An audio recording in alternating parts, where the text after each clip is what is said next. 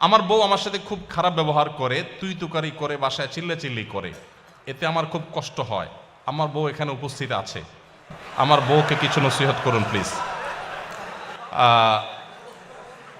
যে ভদ্রলোক প্রশ্নটি করেছেন, আমার মনে হয় যে আজকে বউকে তিনি ফুসলে ফাসলে আনছেন এই উদ্দেশ্যে,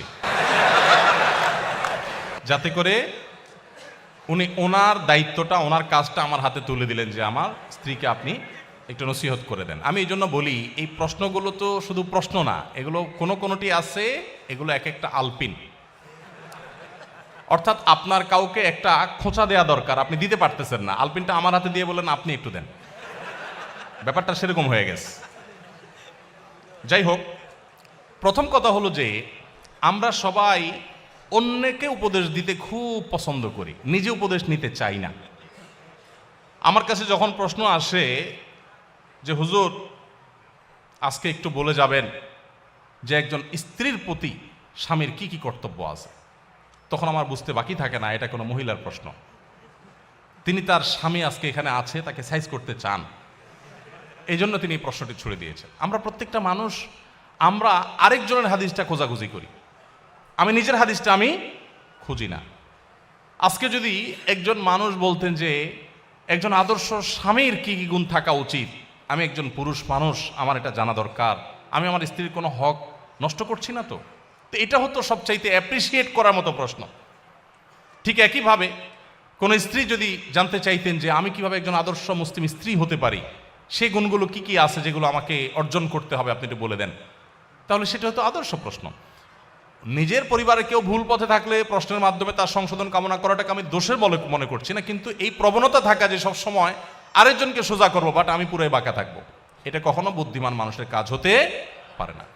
তো যাই হোক, কোনো নারী, কোনো স্ত্রী তার স্বামীকে যদি তুই তোকারি সত্যিই করেন, এটা খুবই জঘন্য এবং অত্যন্ত ভয়াবহ একটা ব্যাপার, অত্যন্ত ভয়াবহ একটা ব্যাপার। এবং একসাথে থাকতে গেলে কিছুটা বাদানুবাদ, কিছুটা উচ্চবাচ্য হবেই, কিন্তু তাই বলে তুই তোকারি পর্যায়ে চলে যাওয়া, চিল্লাচিল্লি পর্যায়ে চলে যাওয়া, হাতাহাতির পর্যায়ে চলে যাওয়া, এটা খুবই ডেঞ্জারাস, খুবই ভয়াবহ। দেখুন, একজন স্ত্রী সামলানো কঠিন না একাধিক স্ত্রী সামলানো কঠিন? একাধিকটা কঠিন না? প্রিয় নবী সাল্লাল্লাহু আলাইহি সাল্লামের স্ত্রী কতজন ছিলেন? এতজন স্ত্রী থাকার পরও আল্লাহ নবী সাল্লাল্লাহু আলাইহি সাল্লাম জীবনে একবারের মতো তার কোনো স্ত্রীদের সামনে চিল্লাচিল্লি করেছেন, গায়ে হাত দেওয়া তো পরের বিষয়, কখনো চিল্লাচিল্লি করেছেন নাউজুবিল্লাহ, এরকম একটি কথা কোনো জাল হাদিস দ্বারাও পাওয়া যায় না। তার মানে কি তাদের মধ্যে কিছু হয় নাই? বহু কিছু হয়েছে, এমন এমন জিনিস হয়েছে আমরা মনে করি যে কিছুই হয় নাই, বহু কিছু হয়েছে। হ্যাঁ, বহু কিছু বলতে আমরা যেগুলো মনে করি এরকম না, মানুষ হিসাবে তাদের মধ্যে অনেক কিছু হয়েছে। এক স্ত্রীর ঘর থেকে মধু খেয়ে এসছেন, হাফসা রাদিয়াল্লাহু তাআলা আনহা, আয়েশা রাদিয়াল্লাহু তাআলা আনহা দুজন সলা পরামর্শ করলেন যে ওনার বাসায় যায় মধু খাইলো, সতীন হিসাবে একটা ঈর্ষা থাকে, তো আমরা ওনাকে আসলেই বলবো যে আপনার মুখ থেকে মাগাফিরের ফলের গন্ধ আসতেছে। ঠিক ওই প্ল্যান অনুযায়ী রাসূল আকরাম সাল্লাল্লাহু আলাইহি ওয়াসাল্লাম আসার পর বলতেছে, আপনি কি মাগাফির খাইছেন? মাগাফিরের গন্ধ আসতেছে কেন মুখ থেকে? রাসূল সাল্লাল্লাহু আলাইহি ওয়াসাল্লাম বলেন, না তো, মাগাফির তো খাই নাই, এটা খুব দুর্গন্ধ জাতীয় ফল, এটা তো খাই নাই।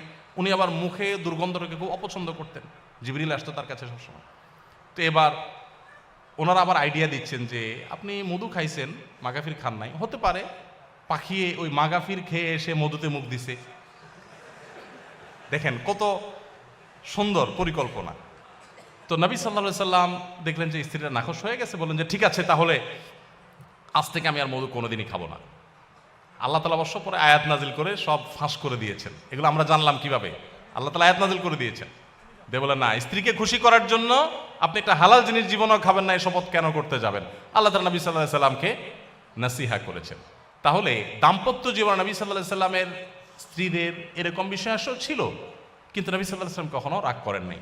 তো একইভাবে আমাদের স্বামীদেরও উচিত স্ত্রীদের সাথে সুন্দর আচরণ করা, স্ত্রীদের উচিত স্বামীদের সাথে সুন্দর আচরণ করা। ভালো করে শুনে রাখেন, অনেক মহিলা আছে লম্বা লম্বা তসবিহ পড়েন, ঘন্টা ঘন্টা কোরআন তেলাওয়াত করেন, ওয়াজ একটার পর একটা ভিডিও শুনতে থাকেন, শুনতে থাকেন, শুনতে থাকেন, এমনকি রান্না করেন তখনও ভিডিও চালাই দিয়ে তারপরে শুনেন, মাগার স্বামীর সাথে দুর্ব্যবহার করেন, স্বামীর কথা শুনেন না। আছে না নাই? এখানে যদি পুরুষ বেশি, অতএব পুরুষের ঠিকের পরিমাণ বেশি হবে, এটাই স্বাভাবিক। কিন্তু শুনেন, আমি একটা কথা প্রায় বলি, আমাদের বোনদের জন্য তিতা করল্লার মতো আমল হলো স্বামীর আনুগত্য করা, স্বামীকে শ্রদ্ধা করা। তিতা করল্লা খেতে কষ্ট হলেও, করলার রস চিবায় খেতে কষ্ট হলেও অনেক দুরারোগ্য ব্যাধির উপশম হয়। ঠিক একইভাবে আপনি যদি জান্নাত পেতে চান, আপনার স্বামীর অনেক কিছু অপছন্দনীয় হলেও যতক্ষণ পর্যন্ত সে আপনাকে কোরআন হাদিস বিরোধী কিছু করতে না বলবে, ততক্ষণ পর্যন্ত তাকে মেনে চলা, শ্রদ্ধা করা, এটা আপনার কর্তব্যের অংশ। স্বামী তো পরের কথা, যে কোনো বয়সে বড় মানুষকেই তো শ্রদ্ধা করতে হয়, না হলে তো নবী সাল্লাল্লাহু আলাইহি ওয়াসাল্লামের উম্মতি থাকতে পারে না সে।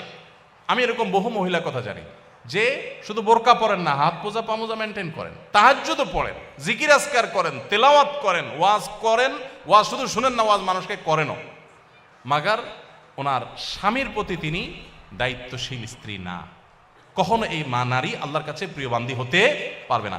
ইসলাম যে সুন্দর একটা পরিবার ব্যবস্থাপনা আমাদের দিয়েছে, এটার মূল মন্ত্রটা এখানে যে স্বামীকে তার স্ত্রীর প্রতি সর্বোচ্চ সদ্ব্যবহার করার নির্দেশ করা হয়েছে, আবার স্ত্রীকে স্বামীর প্রতি রেসপেক্ট করতে বলা হয়েছে।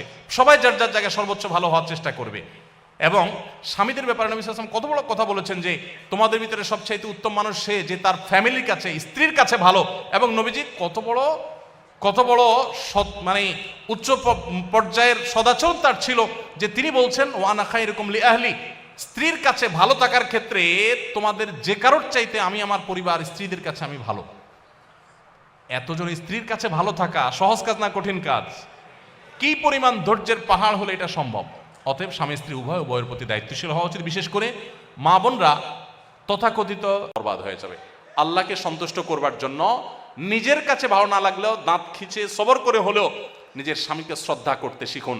আপনাকে ওরা উস্কানি দিবে, আর রেখে দাও, ছেড়ে যাও ওকে, কারোর উপরে তোমাকে নির্ভর হয়ে থাকতে হবে নাকি? ওরা উস্কানি দিয়ে আপনাকে বের করে দিবে। এর পরবর্তী ইতিহাসটা আর ওরা আপনাকে জানতেও আসবে না, মানুষকে জানাতেও আসবে না। এই জন্য আল্লাহর ভয় যদি থাকে, স্বামী স্ত্রী পরস্পর প্রতি শ্রদ্ধাশীল হতে হবে, এবং এটা না হলে আপনার তাকওয়া কখনো শক্তিশালী হবে না। আপনার জন্য সবচেয়ে বড় চ্যালেঞ্জগুলোর একটা হলো, মনে রাখেন, আপনার জন্য নফল নামাজ পড়া, কোরআন হাদিসের অনেক কিছু চর্চা করা আপনার জন্য এত কঠিন না, স্বামীর আনুগত্য করা তত কঠিন। নবী সাল্লাল্লাহু আলাইহি ওয়াসাল্লাম মেয়েদের জান্নাতে যাওয়ার পূর্ব শর্ত 4টা উল্লেখ করেছেন। ইজা সাল্লাতিল মারআতু খামসাহা ওয়া সামাত শাহরাহা ওয়া আতাআত যাওজাহা ওয়া হাফিজাত ফারজাহা। 5 ওয়াক্ত নামাজ যখন নারীরা ঠিকমতো পড়বে, রমজান রোজাগুলো যখন ঠিকঠাক মতো রাখবে, এবং স্বামীর আনুগত্য, কথা মেনে চলবে, এবং নিজের ইজ্জত সম্ভ্রমকে হেফাজত করবে, এই 4টা কাজ যদি ঠিকমতো করে, সোশ্যাল মিডিয়াতে অ্যাক্টিভিটিসের মাধ্যমে বেপর্দা করে না, বাইরে বেপর্দা হয়ে যায় না, অন্য মানুষদের সাথে যোগাযোগ করে না, স্বামীর অন্যায় নির্দেশ যতক্ষণ না হয় ততক্ষণ পর্যন্ত তার আনুগত্য করে চলে, এগুলো যদি হয় তাহলে সেই ব্যক্তির জন্য জান্নাত অনেক সহজ। আমাদের মা বোনদেরকে আল্লাহ তাআলা আমলটা কঠিন হলেও করার তৌফিক দান করুন।